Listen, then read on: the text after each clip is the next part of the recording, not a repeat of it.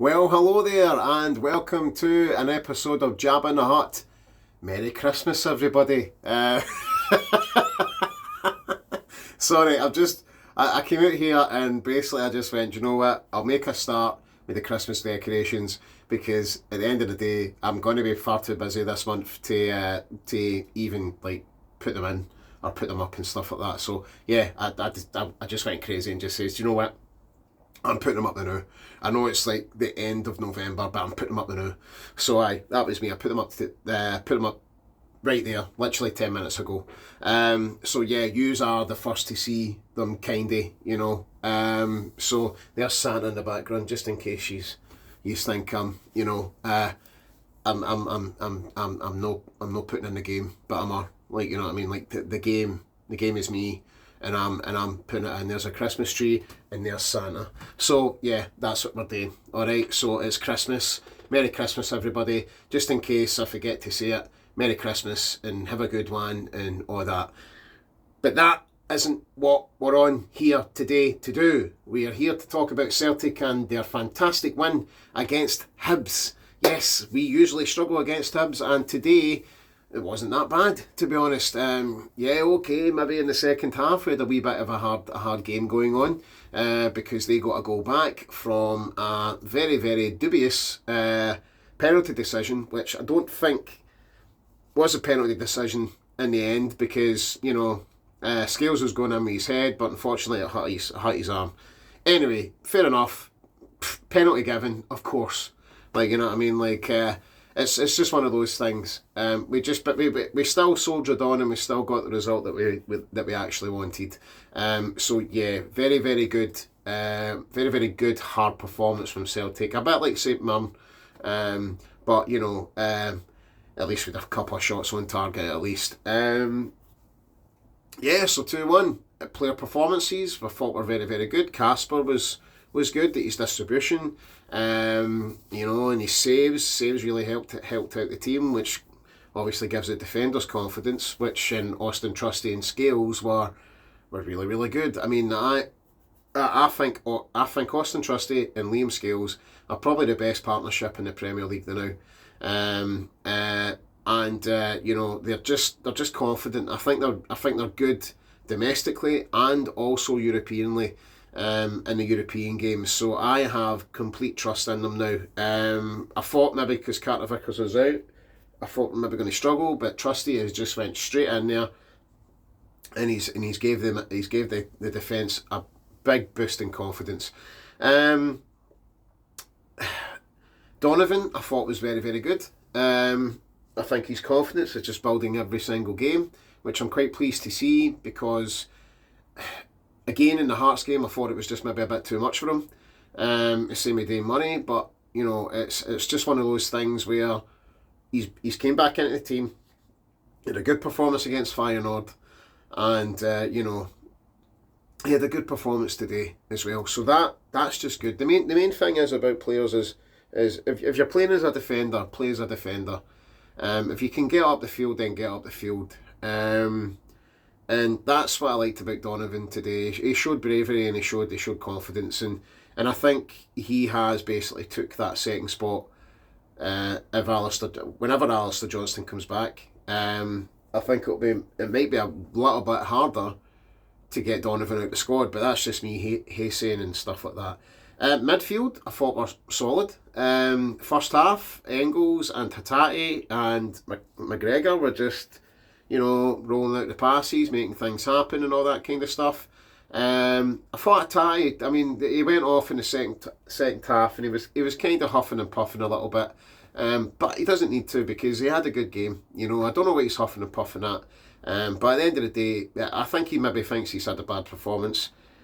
I don't think so. You know, he's done the things that he's had to do. You know, I mean, he has to remember that he set up that pass for Maeda. Maybe he's a bit annoyed because he could have done a bit more. But at the same time, going away to Hibs, Easter Road is a hard game, and I think he needs to realise that. So at the end of the day, well done, Hatai. I thought you had a good game. People might think different, but I thought you had a good game. And Engels is just getting better and better, I think. I think he's just finding his his heart in that midfield. I think he knows what he's rolling and to get that second goal, whilst also getting caved in by somebody's shin, is quite impressive for me. So yeah, big up. Listen to me, man. Big up. Who am I? You know, who am I?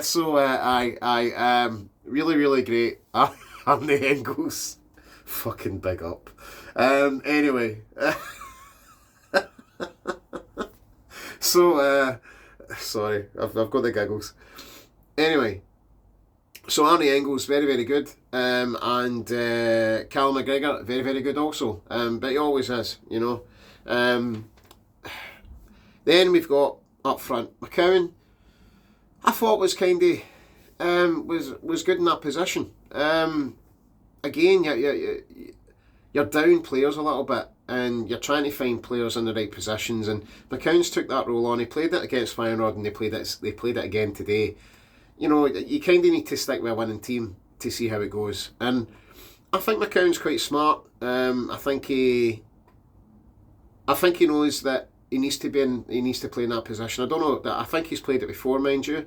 But yeah, I thought it was quite good how he did it. You know, his distribution was quite good, and he nearly had a shot in the first half. If only he maybe took it, like played it on the other side of the goalkeeper, then maybe the goalkeeper wouldn't have got it. But yeah, I mean, that was a great pass by Hatate as well.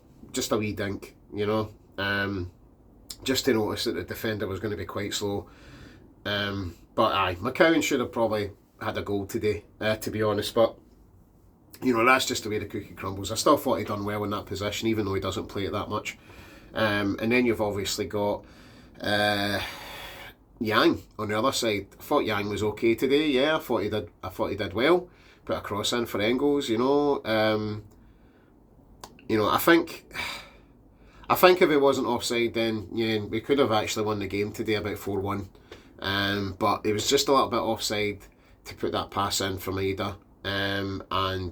You know, that was just it really. That was the story of the game. It was more about working hard than actually making chances happen, and that's what I think Celtic fans would have noticed today. It's grinding out the results that matter, especially in away days. You know, and that's just it. It's just the way it is. Yeah, and obviously up front, Maeda got his goal because Hatate put a ball through for him, and you know he could have took it himself, but he obviously seen Maeda and says, "No, mate, do you know what? You need this more than me." So he gave it to Maeda, and it was good to see Maeda score a goal, because for the last couple of games he's worked his socks off, you know, and that's the main thing about this Martin O'Neill or these short games that he's had in charge. He's been a breath of fresh air, I think, Martin O'Neill, and he's really, really inspired their players to work hard again, just by simplifying things. I think Brendan Rodgers was a little bit too overthinking about things, you know, trying to develop the perfect player, that kind of thing. But I think Martin O'Neill's just come in and he's just said, look, guys, just play like you want. You know, play this way, and if you're a defender, defend. If you're a midfielder, be a midfielder. If you're a striker, be a striker and score goals. That's it. If you're a winger, beat people. Put a cross in. You know? But no, really, really impressed. Really impressed with Sriracha today as well. I liked Tierney getting on a little bit. He was, I think that's maybe his role now. He just comes on and kind of just gives that boost of energy there. I don't think he can last a full game. I think that's why Celtic fans are kind of a little bit surprised. Not angry, but just surprised that he's not actually getting through games when he's starting. But, you know, he started against Feyenoord and he did well. You know, Tierney, he did really, really well. But I think he's got that understanding that he can't play that many games because his fitness just isn't on par yet. I think he just needs to get back into that kind of rhythm. You know, You know, you're not playing for Arsenal anymore where you play a game and then you're dropped for like 5. He's going to be playing more, so he kind of has to up his fitness a little bit more. But I think he gets that. You know, Tierney's a brilliant player. He was a brilliant player when he was playing for Rodgers in his first spell. He's still a brilliant player. Like, you know what I mean? He's just great, and I love seeing him on the park. Really, I think he, for me, I think he's our next captain at some stage, or he's our assistant captain or something like that. You know, just something like that. He's just good. He's just a good player. Anyway, I've said that too many times. Time to wet the whistle.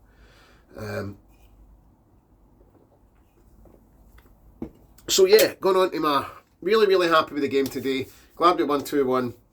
Glad we won 3-1 against Feyenoord. That was a really impressive night as well, but I've missed my chance to talk about that. So I'm just going to roll on and basically say that I think, and this won't probably just be me that says this, but I think that Martin O'Neill has to stay at this club in some kind of frame of form, because the fans, for his short tenure, he's came in and he's made that team play again. I don't know how he's done it, but he's just came in and just vitalised everything. He's just simplified it, and he's just like basically made the whole team play. Same with Sean Maloney, same with Folleringham. 3 of them have came in and they've just upped the feeling. And that's the thing. Like, I would like to see Martin O'Neill. If Martin O'Neill does say, like, that's me, I'm stepping down, I'd generally like to maybe see him get a spot in that board. Because even though that board are all tight-fisted, can't do their job, can't get paperwork fucking signed fast enough for some other manager to come in, which I'm kind of thinking is a play, by the way, and I'll say this after I say about the thing about Martin O'Neill, but I think Martin O'Neill should probably maybe even get a kind of director's role or something like that. I really don't want to see Martin away from this club. I've loved seeing him, you know what I mean, like, even when it comes to him wearing a tracksuit, like, you know how you get that family, like, that from birth kind of thing, like evolution. You could have the evolution of Martins, just to him wearing that, like, Celtic top, and it's perfect on him. It suits him so grand. It's like, it's just so good to see, and it's so heartwarming to see a guy like that come in out of the cold after doing nothing but interviews and talk sport and all that kind of thing, and just have a chance to kind of manage this Celtic team back to where it should be again, you know, and not be considered a laughingstock. I mean, that result against Feyenoord there, that was great because it gave fans and it gave the players confidence to say to themselves, we could maybe go in and get a result against Roma now. And we probably could.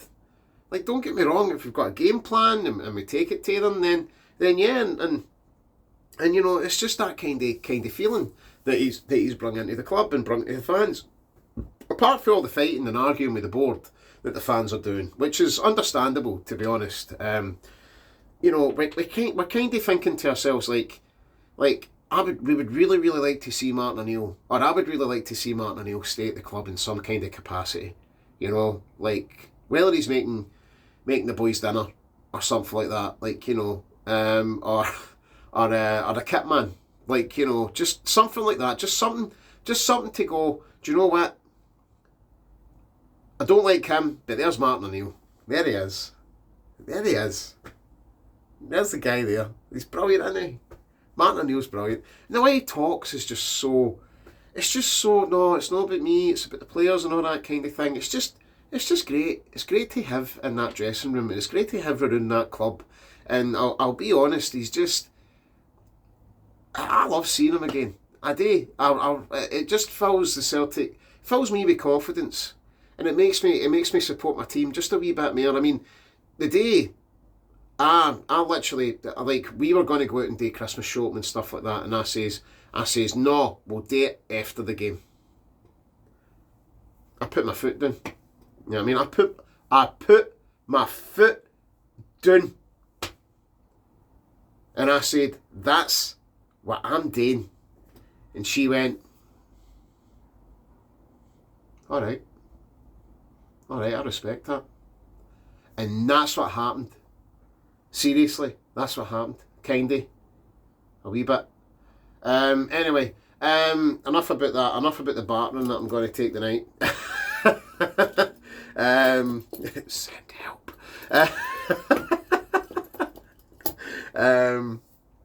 Aye, what am I talking about? Aye, so that it's just filled me with that kind of energy again to watch the Celtic games and make time to watch them. Like, you know what I mean? Like, and instead of before, like, watch it and then just go, fucking shite, like, you know, and then same old shite, pass it back, pass it between everybody, you know, don't do a long ball, don't do any of this. It's just good to see different ideas, you know, because I think that whole tiki-taki, passy football kind of stuff, it's been done too much, you know, it's been a 10-year reign, yeah, and I think things need to change. A new different format of football needs to change. And I think maybe we're back to this thing where every kind of team plays that tiki-taki football kind of thing, where, you know what I mean, like it's all like, you make the perfect pass to score the perfect goal, that kind of thing. And I just think sometimes you just need to simplify it and just say, look, listen, if you can't get up there, just fucking long ball it, and somebody will run onto it, somebody will put pressure on somebody with a bounced ball, like, you know. So it's just that kind of stuff. And also, yeah, what was I going to say, the third thing? Oh my God, I can't remember the third thing. Oh my God.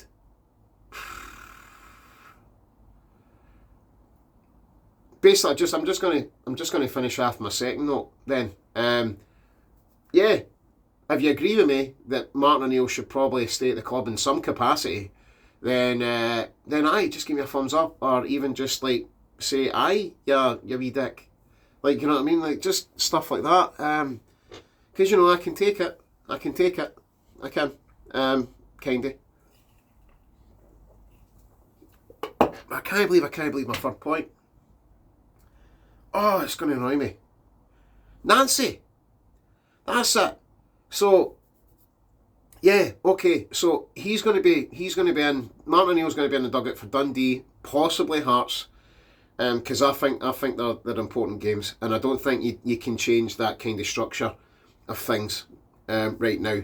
I think you need to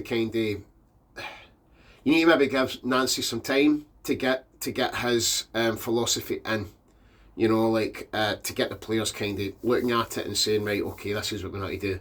Because I feel sorry for the players, because they're going to be working with different formats and different formations and different strategies and philosophies of every manager that comes in.